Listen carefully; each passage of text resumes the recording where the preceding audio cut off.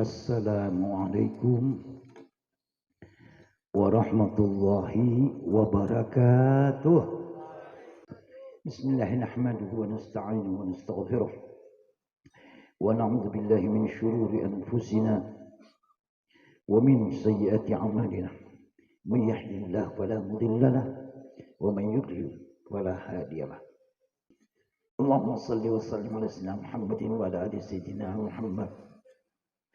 Miftahi babi rahmatillah adada ma fi ilmillah salatan wa salaman daimai di bidawamillah.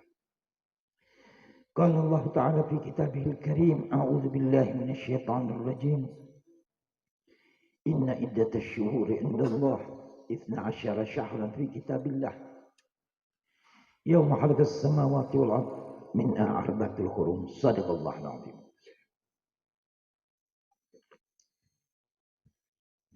Jamaah rahimakumullah, wabil khusus yang kami hormati, kami banggakan seluruh pengurus Majelis Ta'lim Nurul Yakin, para tokoh masyarakat, tokoh agama, hadirin wal hadirat, ibu-ibu yang tetap setia.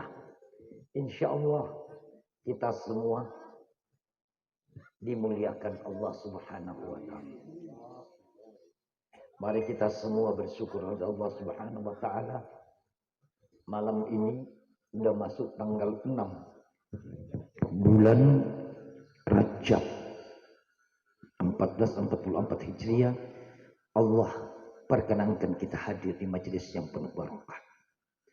Mudah-mudahan kehadiran kita semua membawa berkah ya Allah. Mudah-mudahan kita semua ahli surga ya Allah. Dan pada malam ini ya Allah, mudah-mudahan kita semua kembali ke rumah kita masing-masing. Insya Allah dosa-dosa kita sudah diampuni Allah SWT. Salawat dan taslim semoga tercurah kepada kekasih Allah Khatamul Anbiya al-Mursalin Sayyidina Muhammadin wa ala ahlihi wa sahbihi ajmain. Semoga limpahannya tercurah kepada kita semua dan keluarga kita. Dan semoga kita semua di yaumil akhir nanti mendapatkan syafaat Rasulullah sallallahu alaihi wasallam. Amin ya rabbal alamin.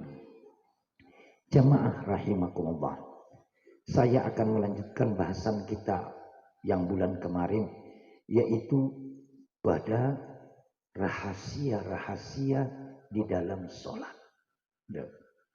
Kalau bulan kemarin saya sudah menjelaskan kepada kita mengenai keistimewaan azan, ya, itu. Jadi kepada kita yang orang laki harus siap bisa jadi muadzin, ya. Siap jadi muadzin. Jangan sampai orang laki tidak bisa mengumandangkan azan. Karena ini azan bukan cuma sekedar panggilan sholat, tapi ini akan membuka kesulitan-kesulitan kita. Misalkan orang tersesat dalam hutan, tidak tahu di mana jalan keluar. Saya pernah pada waktu bulan Maulid kemarin mau pulang ke Tenggarong dari Muara Kaman sana, itu orang-orang sana bilang enak lewat sini, apa namanya itu, kebun kelapa sawit itu keluar di Bawulak sana, Bib. Saya tanya ke sopirnya, tahukah jalannya? Oh ya, udah. Ini pulang dari sana, subhanallah. Udah masuk ke situ jalannya sama semua, terputar-putar tanah tinggi. Saya bilang, kau bilang tahu jalannya. Waduh, ada kurang lebih 2 jam putar sana sini. Allahu Akbar, Allahu Akbar.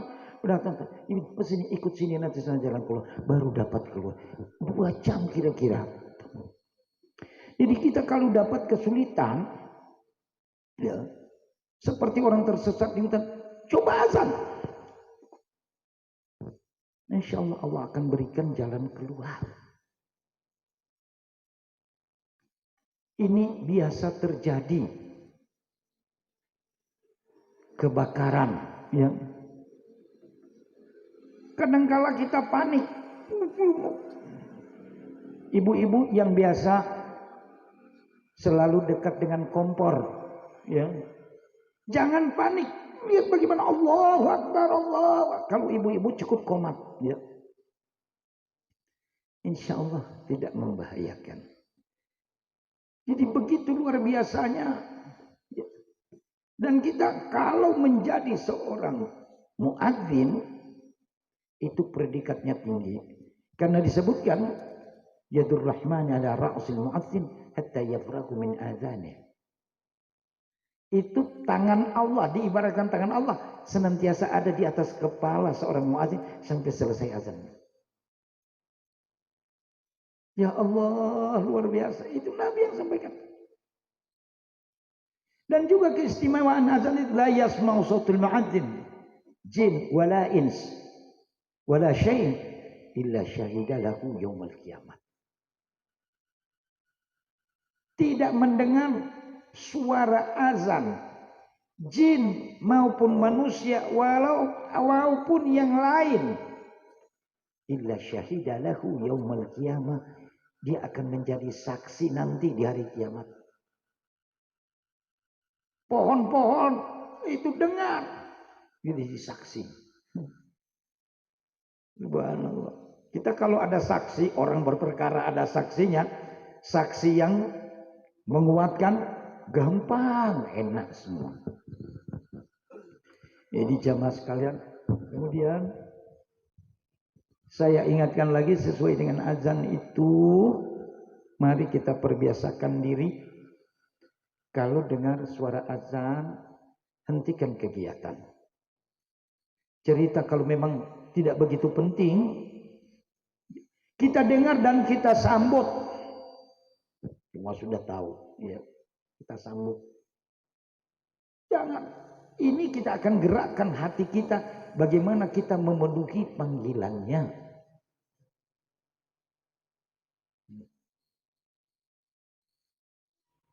Karena jamaah sekalian, coba kita dulu di daerah saya ada bioskop. Itu terkenal dari zaman Belanda, namanya bioskop murni. Dia di pusat kota. Itu kalau film sudah mau dimulai, supaya orang-orang yang punya karcis masuk, itu diputarkan lagu. Itu lagu itu dulu film koboi. Dulu itu kalau film koboi, itu Franco Nero. Itu begitu lagunya. Orang sudah jenggo, sudah mulai orang pada masuk. Coba kita ada panggilan sholat, orang mau masuk enggak? Cuman dengar.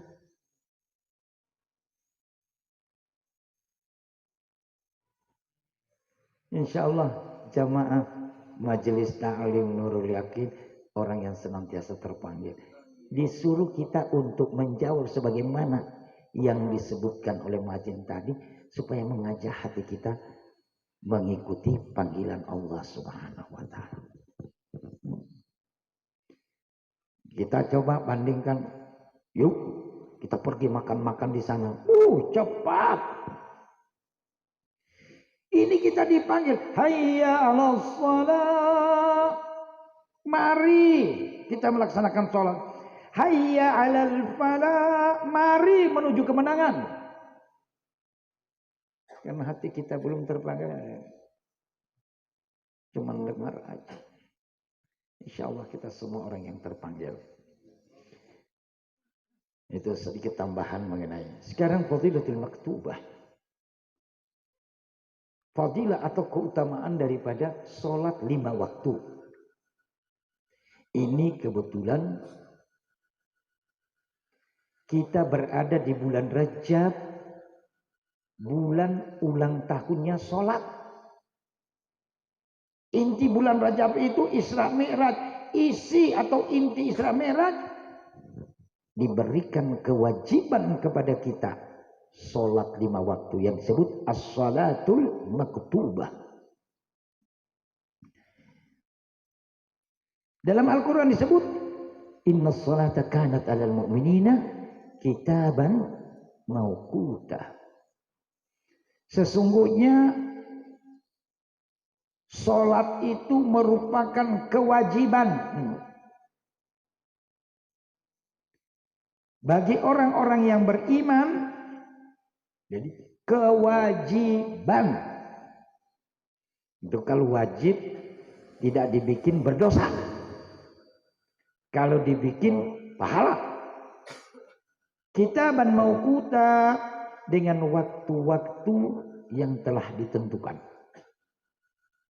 Dalam ayat lain, ayat Al-Quran mengatakan aqimis salata liduluki syamsi ila qasaqil laili wa qur'anal fajr inna qur'anal fajri kana mashhuda.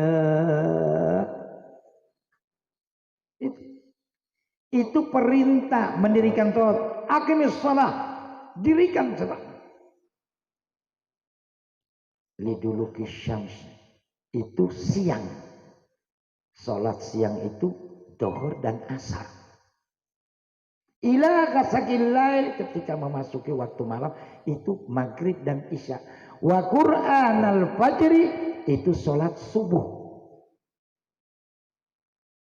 Kalau orang paham Syiah, mereka cuma berpegang ayat itu, sholat itu cuma 3 waktu. Kalau ada yang ada berdekatan dengan orang yang paham Syiah, kalau bulan puasa, kita sudah berbuka, mereka belum. Masih lihat-lihat dulu kalau sudah gelap. Bagi kita Ahlus Sunnah wal Jamaah, sholat yang bisa digabung-gabung itu apabila seseorang dalam perjalanan, musafir.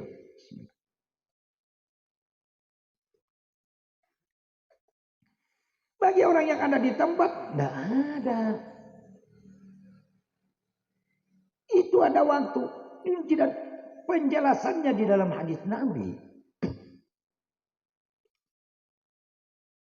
Jadi jemaah sekalian rahimakumullah, ini waktu ini itu yang disebutkan itu kewajiban bagi orang-orang yang beriman. Jadi kalau orang sudah tidak mau sholat, sudah pasti orang bukan orang beriman. Mau deh kita jadi orang tidak beriman?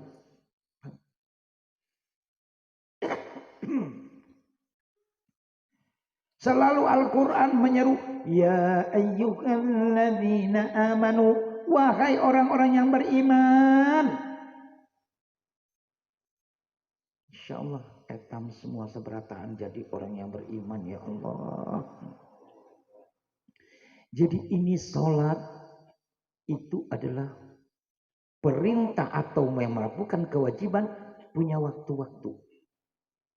Bayangkan jamaah sekalian, itu di dalam cerita Isra dan Mi'raj, Nabi itu sampai bolak-balik. Begitu menerima sholat, turun, ketemu Nabi Musa. Nabi Musa bilang, emang berapa yang diberikan untuk umatmu? 50 waktu. Nabi Musa, mohon maaf, pian balik lagi. Umatmu tidak mampu untuk melaksanakan. Nabi balik lagi. Minta pengurangan dari Allah. Yang akhirnya Nabi bolak-balik, sisa tinggal 5. Coba kita bayangkan dengan akal sehat. Kalau 50 waktu, sedikit-sedikit sholat. Sedikit-sedikit sholat. Kita ini di sini kitaban mauquta, waktu-waktu yang telah ditentukan, insya Allah tidak akan mengganggu aktivitas kita. Subuh, habis subuh banyak waktunya. Orang yang bekerja bisa ke kebun, bisa ke toko, dan pegawai bisa. Nanti jam 12 lewat lagi baru amun di kantor, orang istirahat di kantor. Bisa makan siang. Makanya biasa kalau disebut isoma, istirahat, sholat, makan. Habis itu ada waktu lagi sampai masuk asar.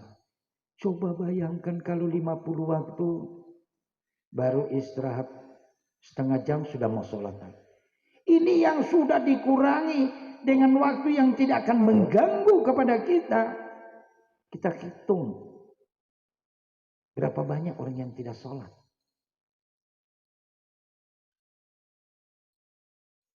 Jangankan begitu, ini waktu Jumat yang di mana-mana. Kalau zaman dahulu itu ada yang tukang keliling kemana-mana, merazia. Siapa yang tidak pergi Jumat dapat pukulan. Sehingga seorang kiai besar, ada yang tahu Datuk Sanggul? Itu Datuk Sanggul itu pernah kena ancaman, kena denda. Datuk Sanggul. Ya. Pada waktu hari Jumat, ketika razia, datang ke rumah Datuk Sanggul, tanya, mana? Kamu apa? Bilang, ulun cucu Datuk Sanggul. Kaimu di mana? Lagi di dalam kelambu. Datuk Sanggul di dalam kelambu bukan tidur. Beliau hubungan. Dapat denda, ambil barang-barangnya. Setiap Jumat begitu, dapat denda. Barang-barangnya dia.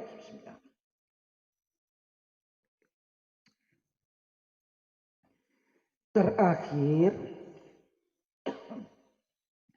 sudah habis semua. Kata istri beliau, Pak, keluarlah. Ini habis semua. Ini yang terakhir mau diangkat ini alat-alat masak di dapur. Dia bilang, ulun kada bisa masak. Kalau pian berkurung terus di kelambu. Datuk Sanggul itu bukan berkurung di kelambu. Datuk Sanggul setiap Jumat dia pergi sholat di Makkah. Tidak ada aulia Allah yang tinggalkan sholat. Jadi jangan percaya kalau ada ajaran-ajaran, oh tidak perlu sholat. Tidak betul. Kalau Al-Quran tidak ada satupun ayat Al-Quran yang mengajak kita tidak sholat. Ya. Itu pada waktu itu ada razia-razia begitu. Termasuk yang kenal itu adalah Datuk Sanggul. Nanti ketika dia tidak masuk dalam kelambu, ketika dia pergi ke Jumat, begitu Datuk Sanggul mengangkat takbir, Allahu Akbar. Sudah terangkat beliau. Ini kaki tidak nginjak tanah lagi. Nggak nginjak lantai masjid. Sudah terangkat orang. Akhirnya mereka minta ampun. Ya. Itu kenapa? Dia sudah terbang ke sana. Orang sholat itu terikat hatinya dengan Allah. Karena kita janjinya merupakan janji dan ikrar kita. Ilahi anta mabsudi waridaka matlubi. Ya Allah, itu kepadamu yang kami tuju dan ridhamu yang kami ingin. Hanya mereka setelah dia jelaskan, pergi sholat di sana. Dan itu dibuktikan orang-orang haji itu selalu lihat ada. Subhanallah. Allahumma sholli ala sayyidina Muhammad. Makanya jemaah sekalian jangan anggap enteng sholat.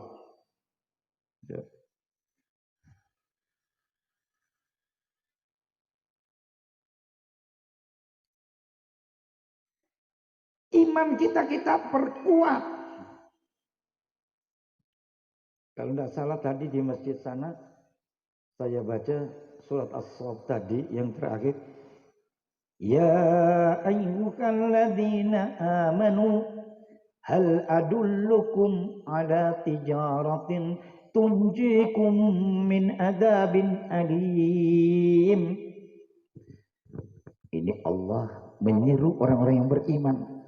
Hal adullukum ala tijaratin tunjikum min adabin alim. Ini Allah seru, wahai orang-orang yang beriman, maukah kalian aku tunjukkan, kata Allah, sesuatu perdagangan yang bisa membebaskan kamu daripada azab yang pedih. Yang pertama apa? Itu berdagang dengan Allah. Kalau berdagang kan mau cari untung. Iya. Itu orang Arab bilang itu fakir fil maksab la fil khasarah. Berpikir untuk untung bukan untuk rugi. Ra'al khasarah akibatha mararah. Kalau kita sudah melihat kerugian itu akibatnya bikin jengkel. Mararah itu sakit hati. Itu juga satu pertanda. Jangan sampai ketika kita lihat kitab catatan amal kita rugi ke arah kiri, menyesal. Wa amma man utiya kitabahu wara'a dhahrih wa sawfa yad'u thubura wa yasla sa'ira. Apabila orang diberikan kitabnya dari arah belakang, mereka akan mengeluh karena begitu dilihat kitabnya. Allah suruh ikra kitabak kafa bi nafsika al-yawma 'alaika hasiba. Bacalah kitab catatan amalmu, cukuplah kamu sendiri sebagai penghitungnya. Begitu lihat itu dan sinyalnya, celaka aku, begitu berteriak. Dan itu merupakan calon penghuni neraka. Alhamdulillah. Insyaallah amin, Allah jabulkan amin kita semua. Itu Allah suruh kita berdagang, orang-orang yang beriman. Kalau berdagang tentu cari orientasinya keuntungan.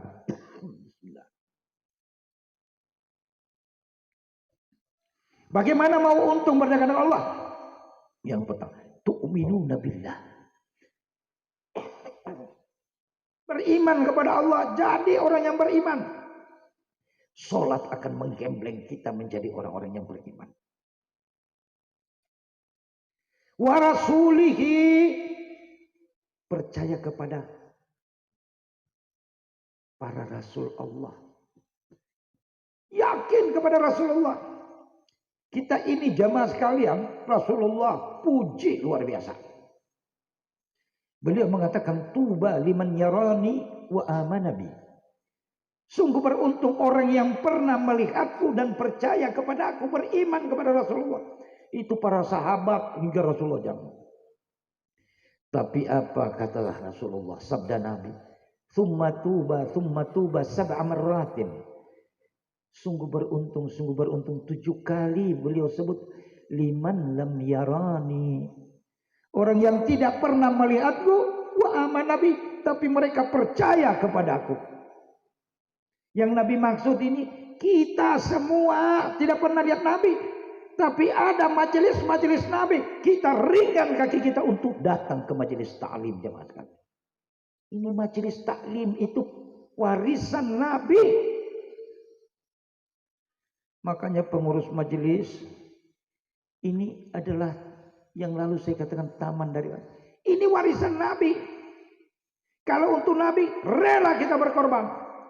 Tolong pengurus kalau majelis begini biar cuman sedikit, jalankan celengan, barangkali ada orang isi. Dia ingin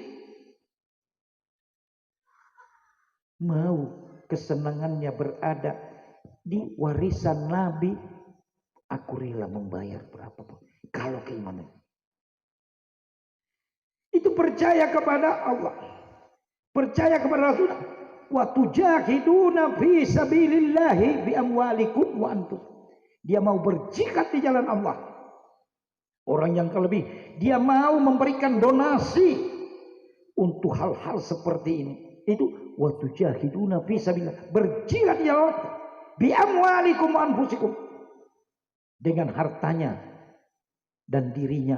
Rela dia mau datang, rela dia mau nyumbang. Itu wa tujahiduna fi sabilillahi bi amwalikum.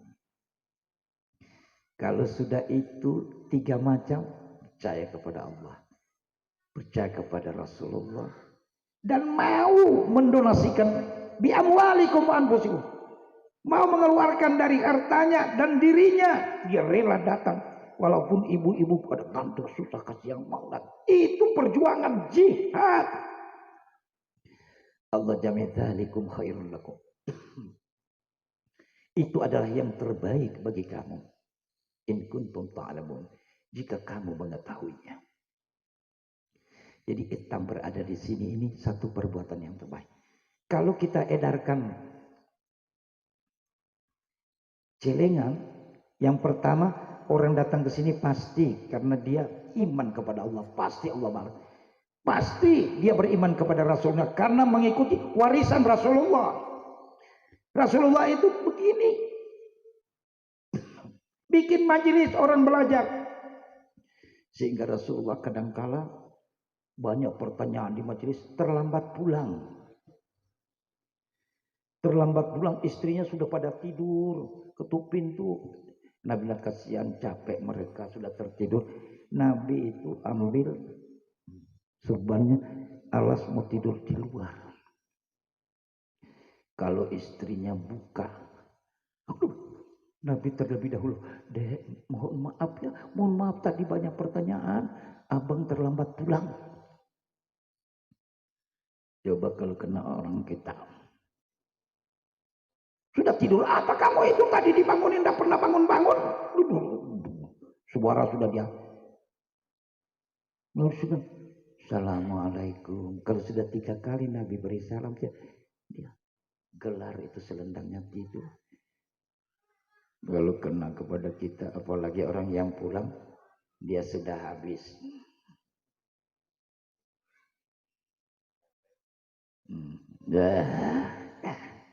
Tidak mempan dengan tinju, dengan kaki.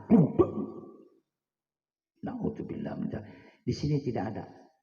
Tapi kalau di Manado, banyak. Kalau katanya satu gram itu katanya tambah darah. Itu gelasnya itu 1 gram itu kecil, orang bilang sloki juga. Kalau dia baru 1 slok, itu peminum itu rasa solider luar biasa. Habis ada yang tambahkan 1 sloki tambah darah, 2 sloki naik darah, 3 sloki rupa saudara. Sudah bicara melalui hidung. Na'udzubillah min dzalik. Itu pintu rusak. Makanya kita bersyukur jadi orang yang rajin datang ke majelis. Ya. Saya lanjutkan pada sholat lagi. Ya. Disabdakan Rasulullah SAW, "Hafsas salawatin katabahullah Ta'ala azza wa jalla al-ibad, wa man ja'a bihinna wa lam yuda' minhunna syai'an istighfafan bihaqqihinna kana haqqan Allah Ta'ala an yadkhulal jannah wa man yati bihinna falaysa lahu indallahi ahdan insya'a bihi wa insya'a adkhulul jannah." Jadi 5 sholat atau 5 waktu sholat itu yang Allah telah memberi kewajiban kepada kita. Siapa yang melaksanakan itu, maka dia telah melaksanakan perintah Allah. Allah akan memberikan ganjaran kepada mereka yang melaksanakan. Memang Allah telah tentukan sekian pahalanya. Orang yang meninggalkan itu adalah hak prerogatif Allah. Kalau tadi yang melaksanakan itu adalah hak prerogatif Allah yang memberikan dia bisa masuk surga. Orang yang meninggalkan, nah ini hak prerogatif Allah. Bisa Allah masukkan atau Allah akan mengazab dia. Tapi orang yang tidak, dia telah meninggalkan. Ya. Tadi saya ceritakan di sana, ketika di zaman Nabi Musa, ada seorang wanita, dia ini penjajah seksual. Orang bilang PSK, pekerja seks komersial. Komersial itu berarti menjual dirinya. Atau WTS, wanita tunasusila. Ini wanita, dia mau bertobat. Jadi dia datang ke Nabi Allah Musa. Ya Musa, saya ini penjina, saya mau semua terkenal.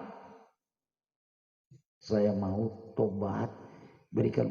Nabi Musa karena tahu dia ini sebagai PSK, Nabi Musa, dosamu besar, minggat dari sini, keluar. Mengusir si wanita PSK tadi, yang sebenarnya dia mau datang minta bimbingan, mau bertobat, tapi diusir. Datang malaikat tegur Nabi Musa,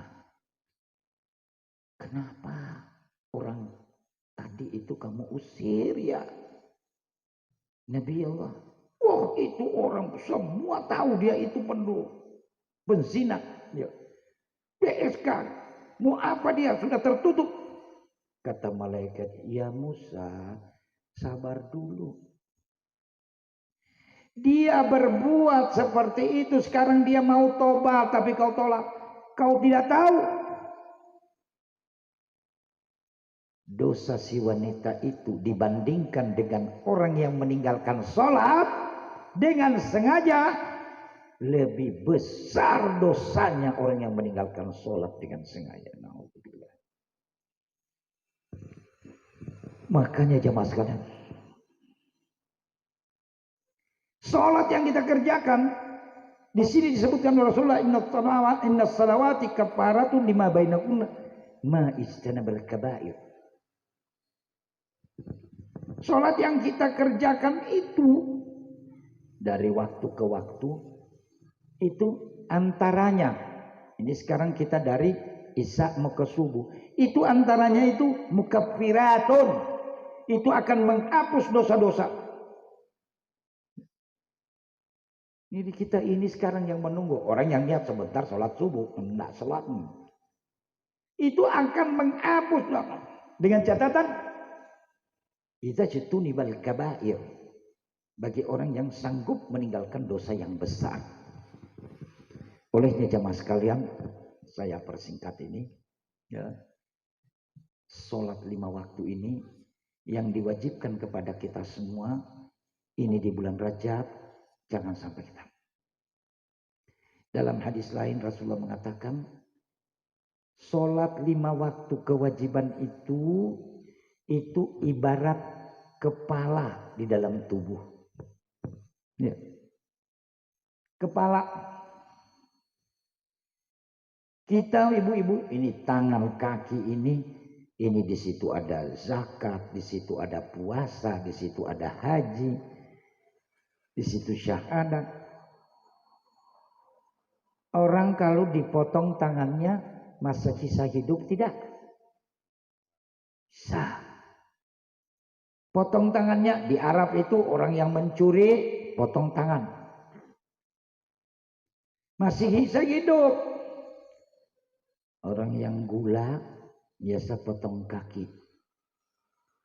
Saya alhamdulillah hampir. Kalau adik saya sudah dipotong sampai di sini, pertama jari-jari sudah potong sini. Ini 3 hari lalu sepupu istri saya sudah dipotong sampai mata kaki, tapi masih ada, terpaksa dinaikkan lagi antara mata kaki dan lutut itu sudah dipotong, diamputasi, masih hidup. Coba kalau kepala yang dipotong, masih hidup tidak? Makanya sholat itu ibarat kepala di dalam tubuh. Jangan sampai kita tinggalkan. Saya ingatkan ini jamaah sekalian, kebetulan memang bab yang saya bahas. Ini ulang tahun sholat. Jangan sampai kita tidak sholat.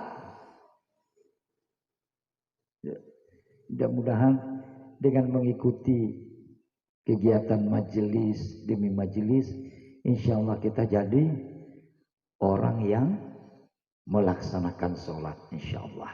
Ya. Saya beri kesempatan 10 menit aja, kalau ada yang mau bertanya silahkan. Kalau tidak ada sudah mau ditutup dengan doa, karena takut nanti ubinya dingin. Saya lihat ubi, enak makan singkong. Karena saya kalau makan nasi, gula naik tinggi. Kalau makan singkong, jadi saya makan nasi dikit. Kalau ada sayur-sayur itu saya makan. Ini tadi lihat singkong habis dicuci di situ, ya, bagus. Insya Allah berkah untuk kita semua, amin. Silakan, saya buka kesempatan yang mau bertanya. Ya, silakan. Situ berdiri situ Bu, biar saya dengar suara. Waalaikumsalam warahmatullahi.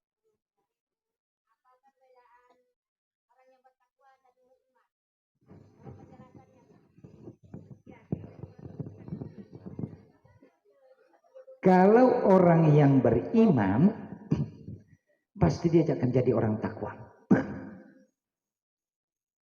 Kalau orang yang beriman, makanya Rasulullah lebih dulu yang disampaikan itu mengenai keimanan. Dulu belum ada salat.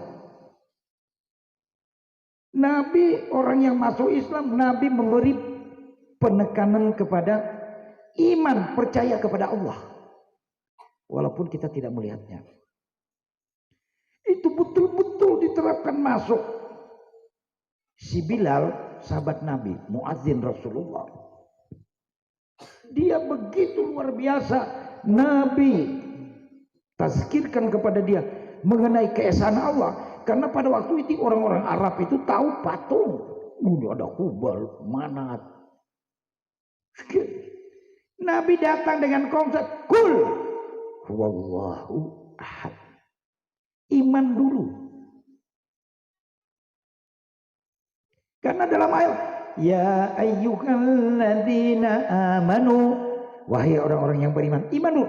Ittaqullaha, bertakwalah kamu atau takutlah kamu kepada Allah, haqqa tuqatih, dengan takwa yang sebenar-benarnya.